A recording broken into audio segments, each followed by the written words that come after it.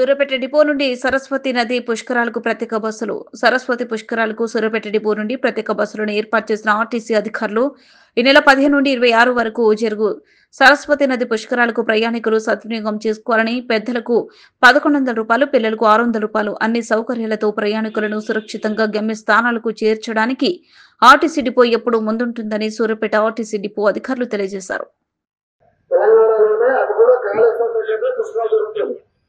కాబట్టి పుష్కరాలకు మా సూర్యాపేట గురించి స్పెషల్ గా చేస్తున్నామండి.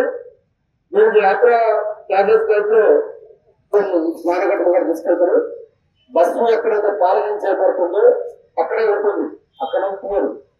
మీకు ఇచ్చిన సమయం చాలా విలువైన ఉంటుంది.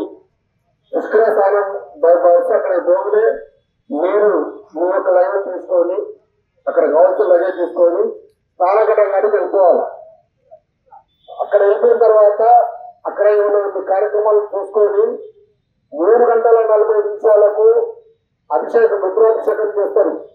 కాళేశ్వర మా ముఖ్యేశ్వర స్వామి అక్కడి నుంచి స్టార్ట్ అవుతుంది దర్శనం.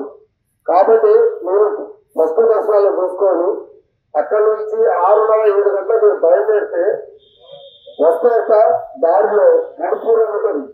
గణపూర్ దగ్గర కూడా కాకతీయులు నిర్మించిన శివాలయం, గణపేశ్వర శివాలయం అంటారు. అది కూడా చాలా ఫేమస్. అదొకటి ఉంటుంది. ఆ దర్శనం అయిన తర్వాత మీకు రామోతో తీసుకెళ్తారు. రామోతో కూడా దర్శనం చేసుకొని తప్పకుండా వేస్తమ్మాలు, వరంగల్ వేస్తమ్మాలు కూడా తీసుకొస్తారు. అక్కడి నుంచి భద్రకాళి అమ్మవారు, వరంగల్ అమ్మవారి లాస్ట్ అమ్మవారి దర్శనం చేసుకొని 9 కల్లా మీకు సురక్ష తెలుస్తుంది. ఇది యాత్ర ఒకటి.